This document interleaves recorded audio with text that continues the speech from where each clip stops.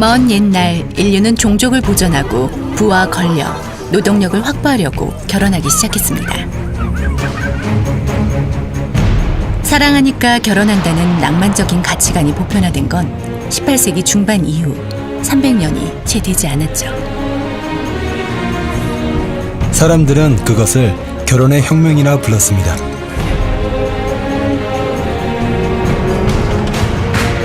그러나 혼인율 감소와 이혼율 증가는 또 한 번의 혁명을 예고하고 있죠. But marriage is no longer the only game in town. 새로운 형태로 진화하는 결혼과 가족. 오래된 남친. 내일 우리가 만나게 될 결혼과 가족의 모습은 과연 어떤 것일까요? 그리고 거센 변화의 물결 속에서도 흔들리지 않는 결혼의 가치란 무엇일까요? 결혼의 진화, 마지막 이야기를 시작합니다.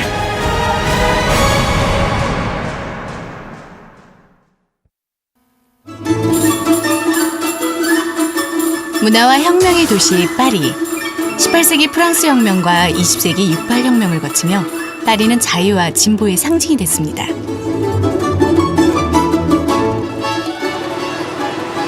프랑스인은 관습과 제도에 얽매이지 않기로 유명한데요. 하지만 그들에게도 결혼은 인생에서 가장 중요한 순간 중에 하나입니다.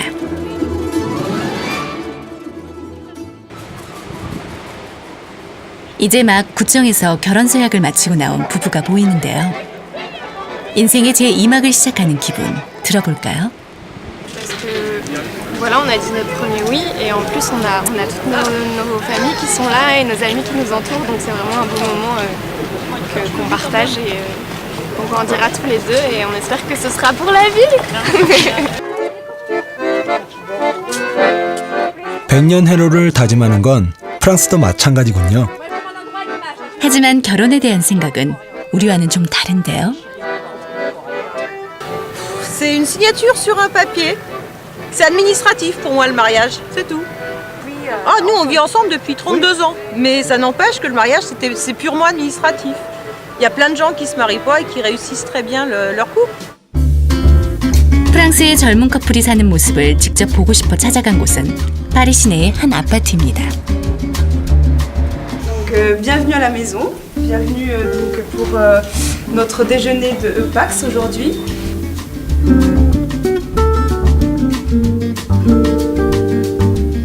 아내를 위해 요리하는 자상한 남편. 참 보기 좋죠? 저도 앞으로 요리 자주 해야겠는데요.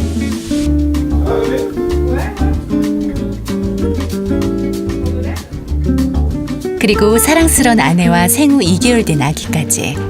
누가 봐도 행복한 신혼부부의 모습인데요. 하지만 두 사람은 정식으로 혼인신고를 한 부부가 아닙니다. 2년째 동거 중인 커플이죠. Un certain nombre de photos qui nous tiennent à cœur en fait. Celle-ci elle a été prise en Thaïlande. On est tous les deux l'année dernière donc sur un éléphant. 정식 부부가 아니라면 남에게 소개할 땐 뭐라고 하죠? Alors, quand je présente Angela, c'est différent. Quand on est entre amis, qu'on présente ses amis, c'est voilà ma copine Angela. Quand c'est au point de vue de, par exemple, du travail ou avec d'autres personnes, c'est ma compagne. 오늘은 바티스트와 안젤라에게 아주 특별한 날입니다. 음식을 준비하는 손길에서 정성이 느껴지는데요.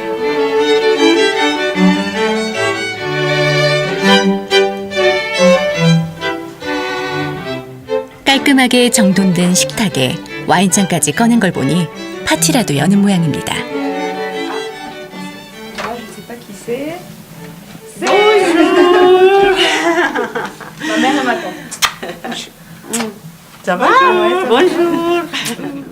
두 사람의 팍스 등록을 축하하려고 가족이 모인 건데요. Baptiste. Bonjour. Baptiste, il fait partie de l'équipe technique. Le PAX, l'union officielle d'un couple aux yeux de la loi. 동거가 법적으로 보호받는다는 얘기인가요? 네, 쉽게 말해 법적인 동거 계약이라고 할 수 있죠. 바티스트와 안젤라는 일주일 전에 팍스에 등록했는데요. Donc voilà le contrat. 1999년부터 시행된 팍스는 시민 연대 계약의 약어로 동거 커플에게 법적 부부에 준하는 권리를 보장하는 제도입니다. Donc c'est un contrat qu'on a imprimé nous-mêmes et pour lequel on a défini les conditions, notamment en ce qui concerne le régime des biens. On peut choisir donc différents régimes en ce qui concerne nos biens, les biens acquis avant la signature du Pacs et les biens acquis après la signature du Pacs. 등록 방법도 아주 간단한데요. 커플 중 한 사람이 프랑스인이고 팍스 계약서와 출생신고서, 신분증만 법원에 제출하면 됩니다. 구체적으로 어떤 것이 보장되죠? 세금 혜택과 각종 사회보장 급여까지 유산 상속권이 없다는 것 말고는 부부의 권리 보장 내용과 거의 비슷합니다. 그래도 결혼하는 게 더 안정적이지 않을까요? Donc effectivement c'est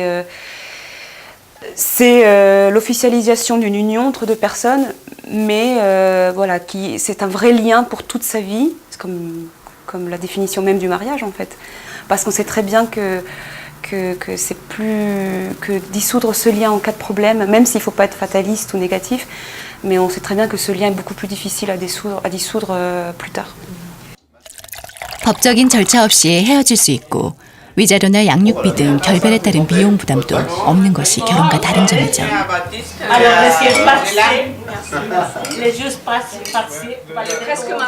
법으로 보장된 사회라고 해도 정식으로 결혼한 것도 아닌데 이렇게 파티까지 하다니 우리나라에선 생각하기 힘든 일인데요. 어머니의 생각은 어떨까요? Bon, pour moi, l'important c'est qu'ils s'aiment, hein. C'est le plus important. C'est qu'ils s'aiment, qu'ils s'entendent très bien. Et pour moi, les mariages, bon, s'ils préfèrent comme ça. 50대 후반인 어머니가 팍스를 긍정적으로 생각하는 걸 보면 젊은 세대는 더 적극적일 것 같은데요. 그렇겠죠.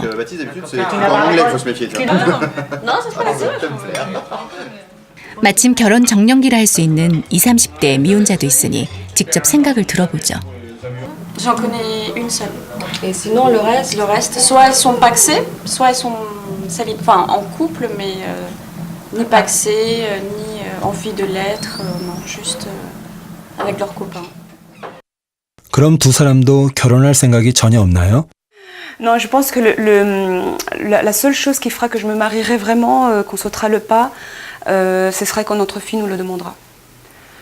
Donc si Juliette nous demande de nous marier, je pense que là je dirais allez, on se marie, on saute le pas. Si elle ne le fait pas, bon après on verra si c'est effectivement ce serait plus pour le symbole. 프랑스 국립통계청 조사에 따르면 2013년 결혼 건수는 약 23만 건, 팍스 등록 건수는 약 16만 건으로 팍스가 결혼만큼이나 보편적임을 알 수 있습니다. 물론 프랑스에서도 나이가 많을수록 결혼한 커플의 비율이 높습니다. 하지만 결혼 정년기라고 할 수 있는 18세에서 34세 사이에선 팍스와 동거를 합한 비율이 결혼보다 훨씬 높은데요. 젊은 세대에선 확실히 변화가 일어나고 있는 거죠. Le concubinage en France et en Occident aujourd'hui correspond aussi à un besoin des individus, un besoin croissant des individus, partenaires conjugaux, de s'affranchir le plus possible des lois et des encadrements institutionnels. Le mariage représente un encadrement institutionnel et en fait, ce concubinage correspond ou exprime le désir de se débrouiller en tête-à-tête, sans encadrement institutionnel, à travers le mariage, les familles, les États, les églises. On se débrouille ensemble, on vit ensemble, mais pas encadrés et enfermés dans une institution. 프랑스에서 동거가 확산되기 시작한 건 1968년 파리에서 일어난 이른바 68혁명 이후입니다. 미국의 베트남 침공에 대한 항의 시위로부터 시작된 68혁명은 권위주의의 반기를 드는 사회 변혁 운동으로 확대됐고 국가 승인으로 이루어지는 결혼 제도에 대한 거부 움직임도 확산됐죠. Ce qui pour moi revient à la question fondamentale, qui est qu'est-ce que c'est que le mariage? Les conservateurs souvent s'arrêtent à l'image, mais pas à l'essence. Or l'essence, c'est ça, c'est la solidarité économique et la protection de l'enfant. Si ça passe par la forme d'un pax ou d'autre chose, quelle importance? L'apparence n'est pas importante. Ce qui est important, c'est l'essence. Alors, est-ce que c'est forcément la destruction de la famille? Je ne suis pas sûre de ça. Je pense plutôt qu'il s'agit d'une évolution de la famille. 68혁명으로부터 반세기가 지난 지금 동거는 프랑스인에게 자연스러운 삶의 방식이 됐습니다.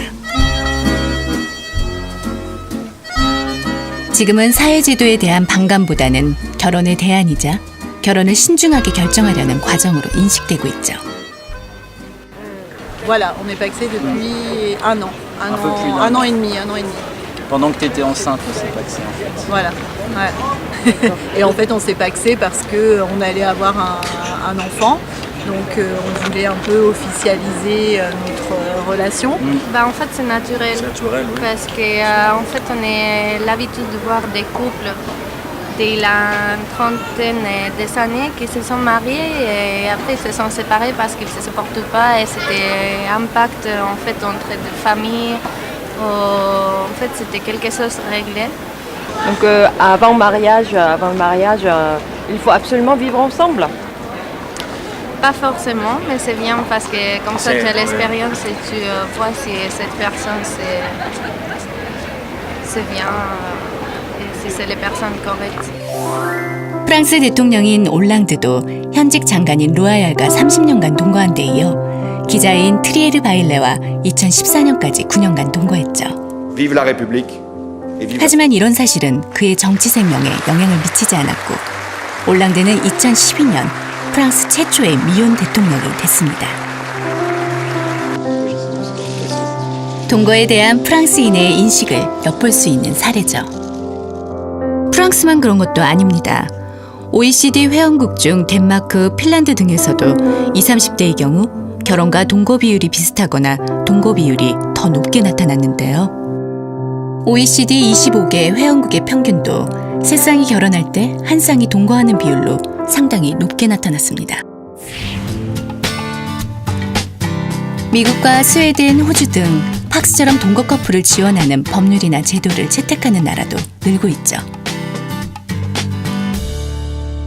Mais globalement, c'est devenu quelque chose d'admis vraiment très récemment. On peut dire que ça fait une vingtaine d'années vraiment que ça ne pose pas problème et qu'on peut dire que les gens sont ensemble ou vivent ensemble sans que ce soit montré du doigt dans la société.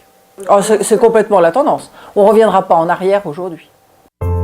흥미로운 것은 동거 지원법을 시행하는 나라에선 혼외 출산율은 물론 여성이 평생 낳는 아이의 수를 뜻하는 합계 출산율도 높다는 사실입니다. 우리나라는 혼외 출산율과 합계 출산율 모두 최하위권에 머물고 있죠. 동거에 대한 어떤 사회적인 편견이나 이런 것이 없는 사회에서는 사실은 출산을 꼭 결혼제도에 편입하고 묶어놓는 것이 출산율을 낮추는 원인이 되기 때문에 그렇게 하지 말자라는 것이 설득력이 있습니다. 동거하면서 출산을 할 수 있도록 그렇게 사회 정책적인 지원을 해주는 그런 제도를 마련하기 위해서는 사실은 그 사회 구성원들의 어떤 공감대, 동의가 이루어지는 것이 굉장히 중요합니다. 통계청 조사에 따르면 우리나라에서도 최근 동거에 동의하는 비율이 점차 증가하고 있는데요. 하지만 여전히 반대 비율이 절반 이상을 차지하고 있습니다. 정정당당하게 그 절차를 밟아가 사람들 모셔놓고 그렇게 결혼식을 해야지. 그는 언제는 이렇게 내 머리가 돼 나중에 그게 다 불행하게 돼요. 그걸 굳이 예비처럼 하는 여행이 아니라 연습처럼 해야 된다는 거는 그럴 바에는 차라리 결혼을 하고 아니면 아예 안 하는 게 낫다고 생각하고 저는 반대라고 생각합니다. 이제 우리나라도 많이 바뀌었지만 좀 윤리적인 부분이 있잖아요. 그래서 결혼을 아직 안 한 남녀 사이인데 같이 산다는 것 자체가 이제 아직 위에 분들이 봤을 때는 별로 안 좋게 보일 수 있는 부분이죠.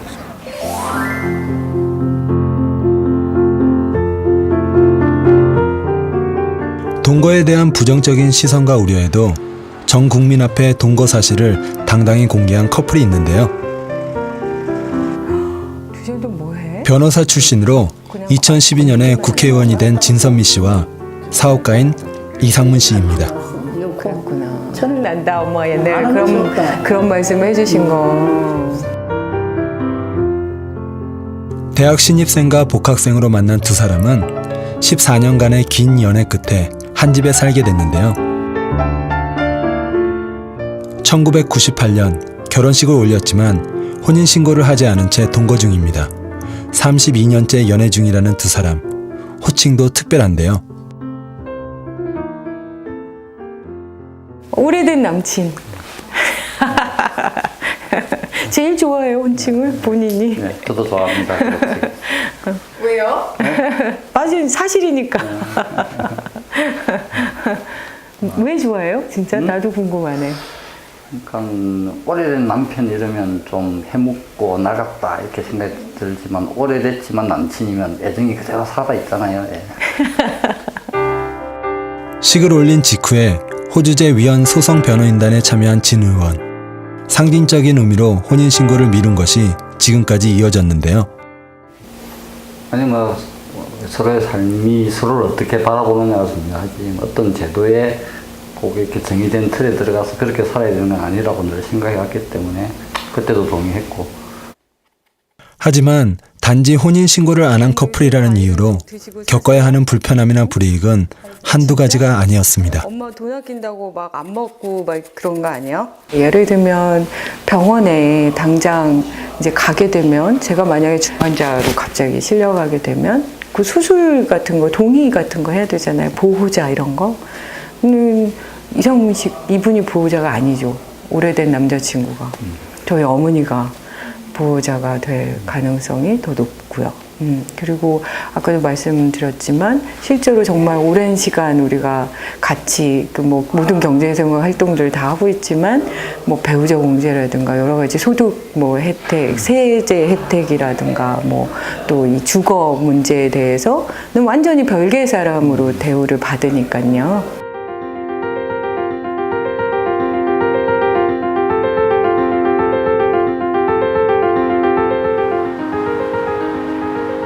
동거에 대한 따가운 시선이나 편견도 견디기 힘들었을 것 같아요. 그렇죠. 대한민국에서 동거 커플로 산다는 것이 얼마나 힘든지를 누구보다 잘 알기에 추진한 것이 바로 생활 동반자 관계에 관한 법률인데요.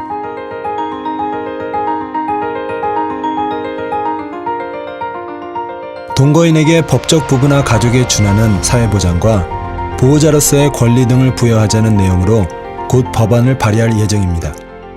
본인들이 그런 혼인신고를 어쩔 수 없이 선택하지 못하고 있어도 그들의 결합, 그들의 어떤 긴밀도, 그들의 애정, 이거는 충분히 보호될 수 있어야 된다고 생각하거든요. 그래서 단계적으로 그렇게 보호해 준다고 하면 지금 살아가는 그리고 굉장히 결혼에 대해서 고민하고 꺼려하는 사람들에게 또 다른 선택의 여지를 줌으로써 저는 행복에 기여한다라고 생각합니다. 젊은 세대를 중심으로 동거에 대한 인식도 변화하고 있습니다. 통계청 조사 결과 65세 이상은 72%가 동거를 반대하지만 20, 30대에선 비율이 역전돼 60% 이상이 동거에 동의한다고 나타났는데요. 동거를 하면서 좀 더 서로에 대해서 더 아니까 더 결혼에 대해서 신중해질 것 같아요. 뭐 요즘 뭐 다 뭐 3포 세대니 5포 세대니 하다 보니까 다 포기하는데 뭐 그런 부분까지도 없으면은 오히려 뭐 좀 서로 이성을 좀 멀리하게 되지 않을까 좀 그런 생각도 있어서 서로 경험하고 맞으면은 뭐 없는 형편에도 결혼하고 하는 친구들 많으니까 저는 찬성한 편이에요. 젊은 세대에서 시작된 변화.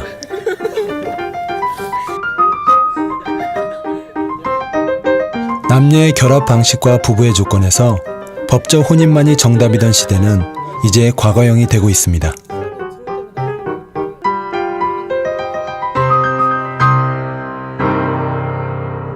전, 20년 전에 비해서는 확실히 조금 더 허용적이 되는 건 모든 다양한 라이프 스타일에서의 획일적이지 않은 시각으로 가는 방향 그런 것과 함께 아무래도 젊은 세대들의 가치관의 뭐 개인화라든지 그 다음에 결혼을 선택할 수 없는 그런 상황에 있는 사람들이 또 하나의 대안으로서 동거를 선택하게 되는 비율이 늘어나면서 그렇게 동거를 약간은 비자발적으로 선택하는 사람들을 문제 집단화해서는 안 되잖아요. 그런 면에서 동거에 대한 태도가 허용적으로 변화하는 그런 측면이 있습니다. 기존의 전통적인 법적 혼인과 가족의 형태에도 변화의 바람은 불고 있습니다. 이혼율 세계 3위인 미국. 2011년 기준 한 해 약 85만 쌍이 이혼하고 인구 1000명당 이혼 건수는 3.4건으로 OECD 평균 1.9건보다 2배 가까이 높은 나라죠.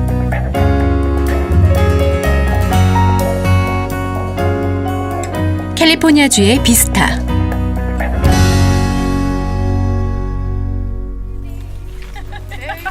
숲속의 단란한 가족의 웃음이 넘칩니다.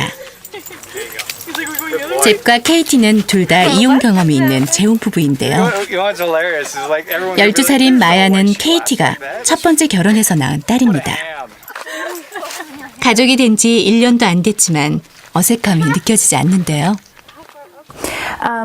It was several things. One is I loved him in a way that was very unfamiliar to me, and just the natural desire to choose to live the rest of my life with him, just it wouldn't feel right otherwise. And beyond that, I know for my daughter Maya, I wanted her to feel like she had a very that I could be an example to her as to what a healthy, happy male-female relationship, parental kind of relationship was like. So I want to raise her that way. How's your experience having two dads? That's not common for a lot of people. I don't know, I'm kind of used to it now, I guess, and it's just kind of normal for me, so. 사실 재혼 가정은 이제 우리 주변에서도 꽤 볼 수 있는데요. 이혼과 재혼에 대한 사회적 편견이 상대적으로 적은 미국에선 더 그렇죠. 그런데 이 집엔 특별한 가족이 한 사람 더 있습니다. 케이티의 전 남편이자 마야의 친아버지인 가이죠. 마야와 주말을 함께 보내고 데려오는 길인데요.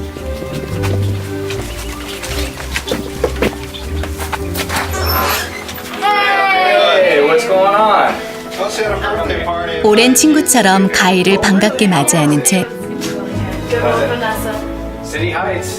근처에 사는 가이는 평소에도 자주 왕래하며 잽이나 케이티와 마야의 양육 문제를 의논하는데요. 우리나라에선 보기 힘든 모습이죠.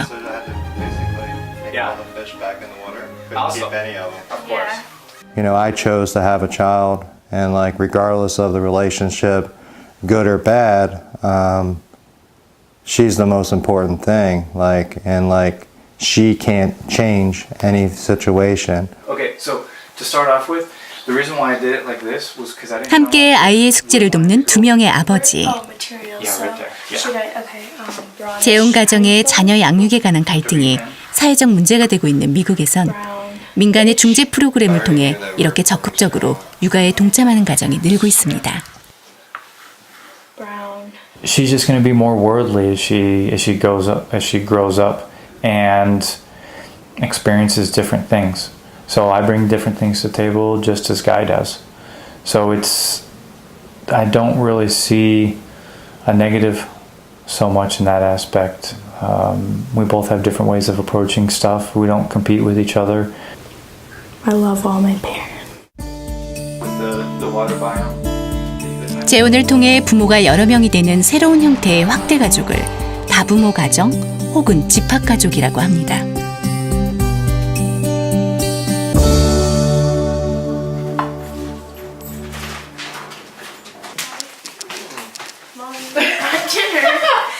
다음 달부터는 제비 전체와의 사이에서 낳은 딸 제이드도 함께 살 예정이라는데요.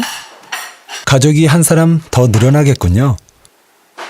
I'm excited that she's moving in, and I'm excited because, I'll have a friend all the time, and, we'll probably do fun things, but I'm also, like, a little bit scared because I don't know how it will, like, change everything, or I don't know how, I guess, how my environment will change when she comes, so, but I'm also excited, too. She's one of my best friends, so. 결혼을 몇 번 하느냐에 따라 부모의 수도, 피가 섞이지 않은 형제자매와 친척의 수도 늘어나는 다부모 가정은 여러 번 결혼하는 다운 시대가 가져올 새로운 가족의 모습입니다. 그럼 우리나라는 어떨까요? 최근 한국 가족의 변화를 보면 이혼이라든지 재혼이 늘어나면서 그 다부모 가정들도 늘어나고 있습니다. 이렇게 미래에는 혈연 중심의 가족만이 아니라 가족의 범위가 확장돼서 정서적으로 유대감을 가지는 비혈연이라든지 다양한 관계에 있는 사람들도 가족으로 생각하는 그런 확장된 가족의 개념으로 발전할 것이라고 생각합니다. 미국 인구조사국에선 흥미로운 통계를 내놓기도 했는데요. 만 18세 이상 미국 국민의 17%가 2번 이상 결혼했고 15세 이상 미국 국민의 4%가 3번 이상 결혼한 것으로 나타났죠. 학자들은 앞으로 다운 시대가 본격화될 것이라고 전망하는데요. Des sociétés dont l'espérance de vie est de plus en plus grande, et lorsque vous allez vivre 120, 130 ans, vous pouvez difficilement espérer passer toute votre vie avec la même personne. Il y a un phénomène d'usure. C'est difficile pour les êtres humains de continuer longtemps comme ça à vivre avec quelqu'un d'autre. Donc, surtout qu'on a une génération zapping. Et la génération zapping, elle a l'habitude de passer de l'un à l'autre assez rapidement. 이혼과 재혼이 허물이 아니라는 인식이 지배적인 서구 사회에선 유명인도 스스럼 없이 다운 사실을 밝히곤 하죠.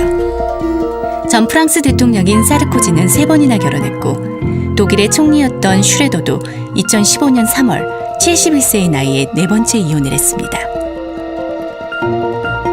우리나라는 어떨까요?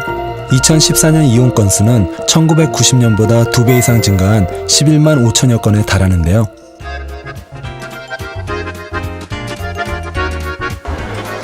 이혼 남녀의 온라인 카페인 해피투게더의 회원 8명이 모인 자리.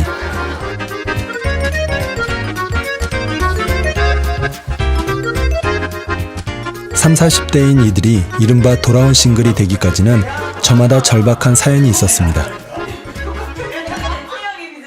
제가 이제 사업적으로 좀 부도가 나서 이혼을 했거든요. 경제적인 이유 때문에. 이제 너무 많은 사건 사고를 많이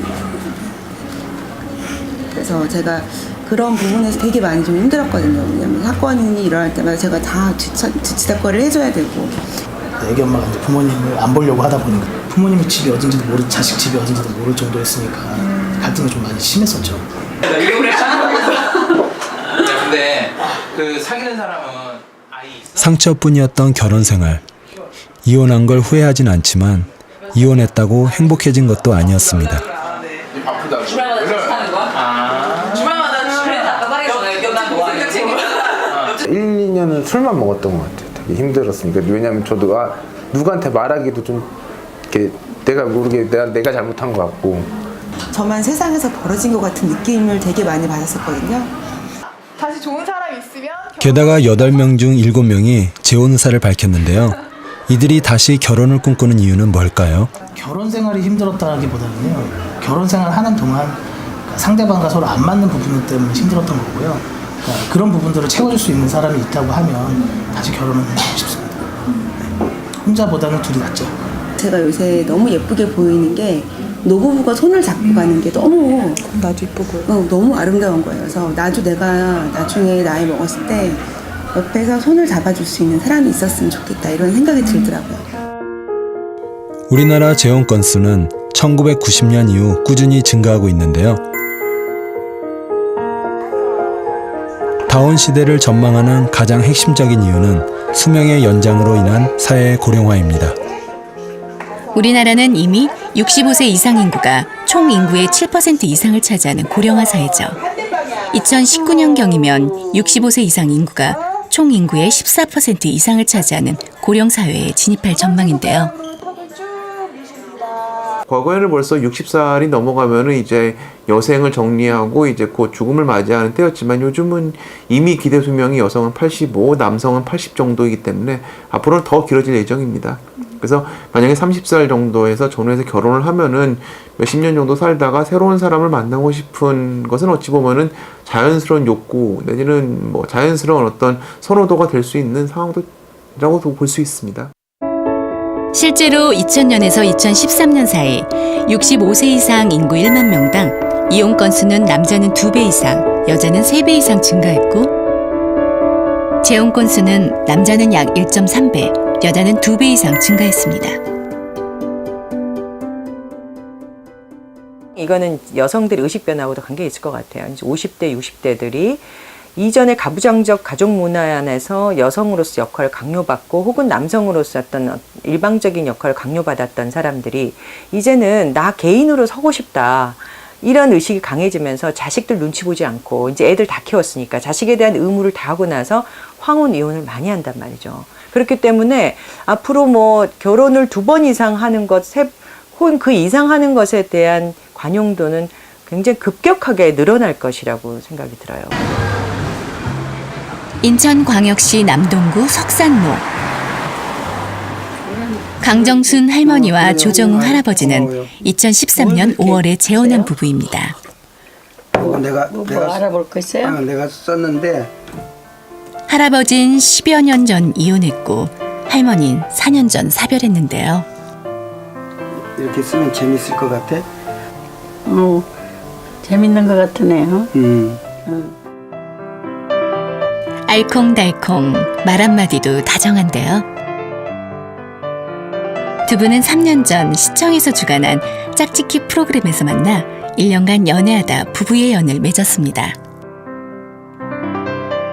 지금도 그렇지만 연애 시절의 열정은 젊은이들 못지않았는데요.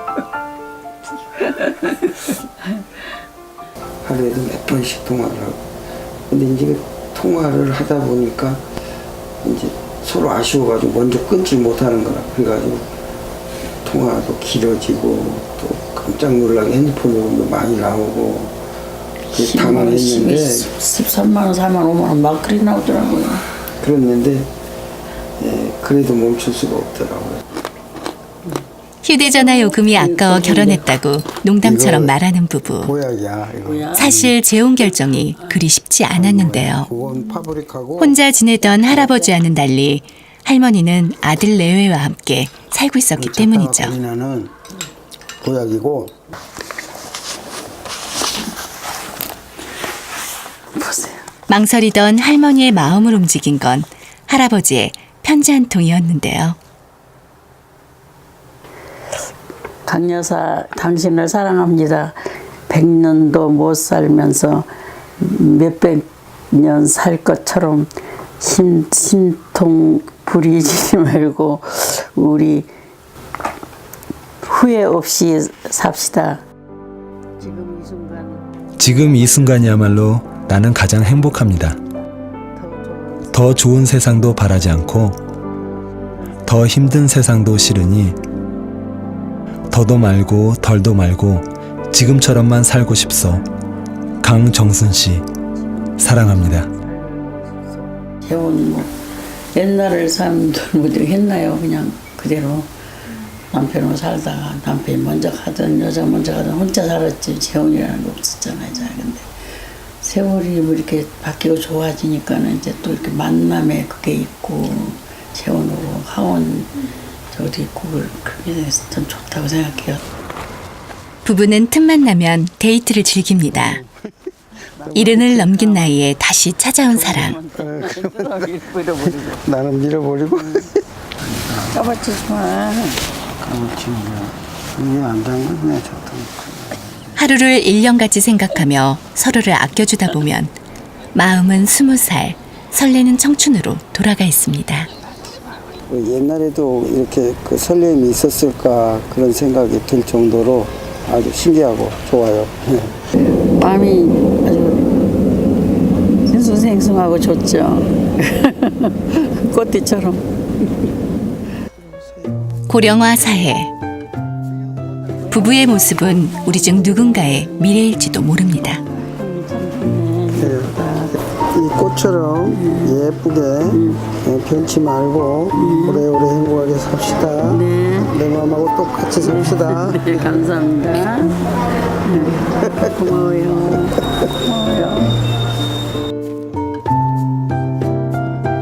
두 분의 아름답고 행복한 황혼을 응원합니다.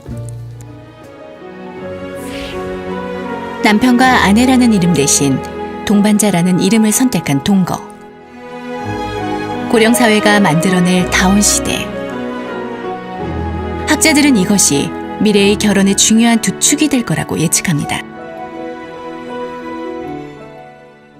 미래가 어떨 것인가 하는 부분은 사실은 참 예측하기 어렵지요. 그런데 이제 제가 여러 번 말씀드렸다시피 우선은 그 개인의 선택이 중시되는 방향으로 사회는 변하고 있습니다. 그래서 그거는 서구 사회뿐만 아니라 한국 사회도 그렇거든요. 따라서 이혼이나 재혼이나 아니면은 다양한 형태의 동거라든지 이런 다양한 모습의 가족 생활의 모습이 나타날 가능성은 우리나라도 충분히, 그리고 그게 미래 가족의 모습이 될 것이다, 이렇게 많은 학자들이 동의를 하고 있습니다. 전혀 새로운 형태의 결혼과 가족이 나타날 것이라는 전망도 있는데요. Et vous avez là deux grands types de familles difficilement imaginables, mais qui pourraient exister cette fois dans un futur un petit peu plus lointain. Qu'un être humain tombe amoureux d'un robot, sachant que le robot c'est quelque chose que nous sommes en train de rendre très très proche des humains. Vous avez un très grand roboticien japonais qui s'appelle Ishiguro, qui crée des robots qui sont vraiment à l'image de l'être humain. Donc il lui ressemble énormément, avec des vrais cheveux, avec une peau synthétique. Et donc on peut imaginer qu'un jour un être humain soit capable de tomber amoureux.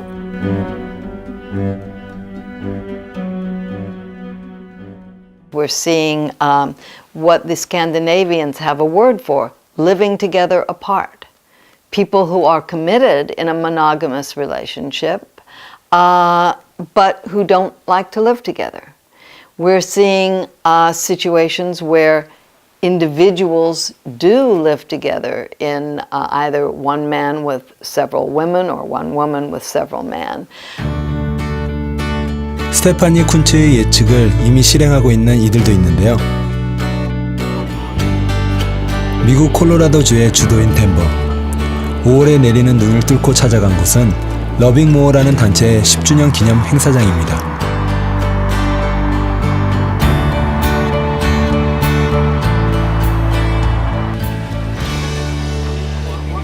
러빙 모어는 폴리아모리를 옹호하는 단체인데요. 그런데 폴리아모리가 도대체 뭐죠? 폴리아모리는 많은이라는 뜻의 그리스어 폴리와 사랑이라는 뜻의 라틴어 아모르를 합성한 단어인데요. 우리말로 풀이하면 다자간 사랑이라고 할 수 있죠.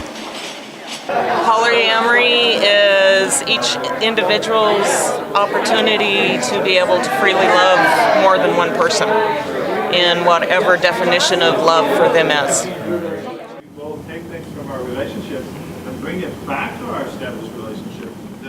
러빙 모어는 전 세계 폴리아모리 단체 중 가장 규모가 큰 곳으로 3천여 명의 회원이 가입돼 있는데요. 교사, 사업가, 학생, 금융인, 의사까지 직업과 연령도 다양합니다.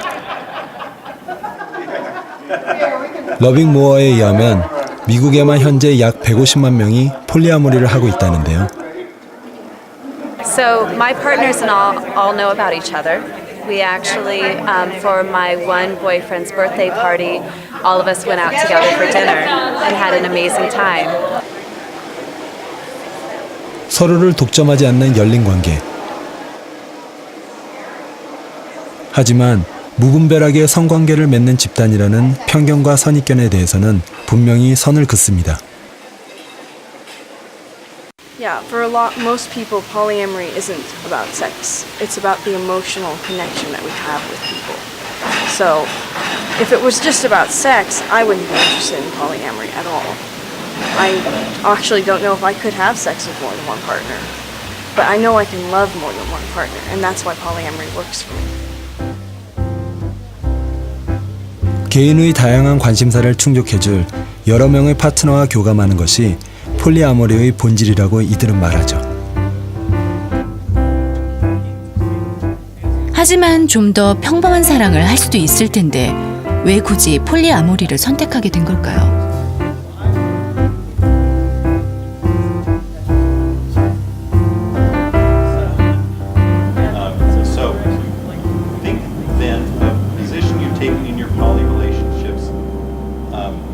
A lot of people do lie. A lot of people do cheat, right? That's a real thing. What polyamory is a form of ethical non-monogamy. So you can be open, honest, you're not lying, you're not cheating, you're not taking advantage of anyone, and you can have more than one partner. I don't see how there could ever be anything immoral about that. It's kind of the most moral way to be. If the fact is that you're someone like me who does have so much love that they want to share, it would actually be a lie for me to pretend like I'm monogamous, because I'm not. 20세기를 대표하는 프랑스의 지성 보부아르와 사르트르는 계약 결혼 커플로도 유명한데요. 이들은 이미 80여 년 전에 우연히 찾아온 사랑을 인정한다는 다자간 사랑의 계약을 맺었죠.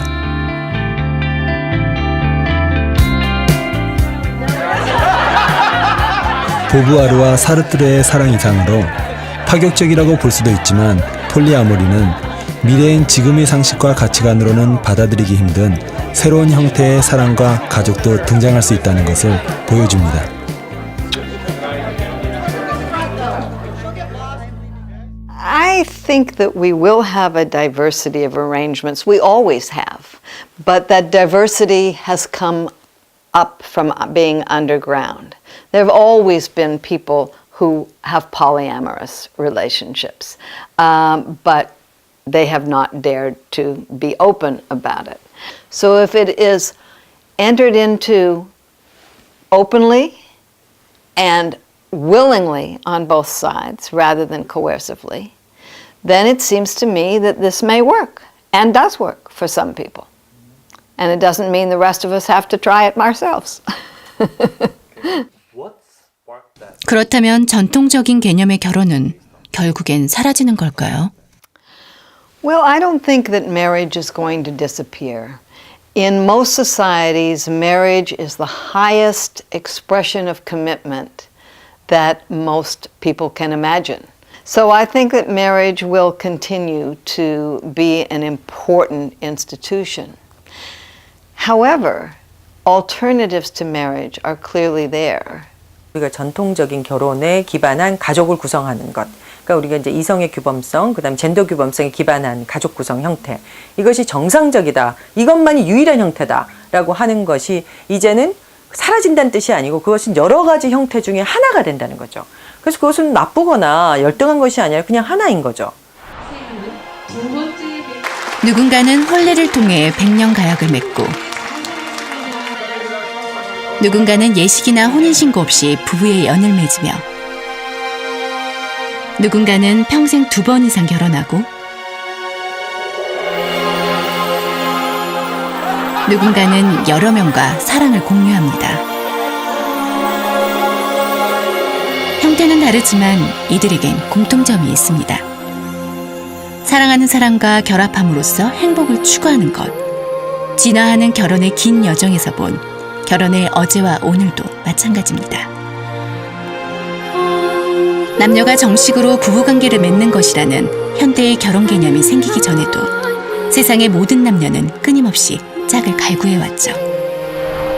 고대 그리스의 철학자인 플라톤은 대표작인 향연에서 잃어버린 반쪽을 찾아 평생을 헤매는 것이 인간의 숙명이라고 말하기도 했는데요.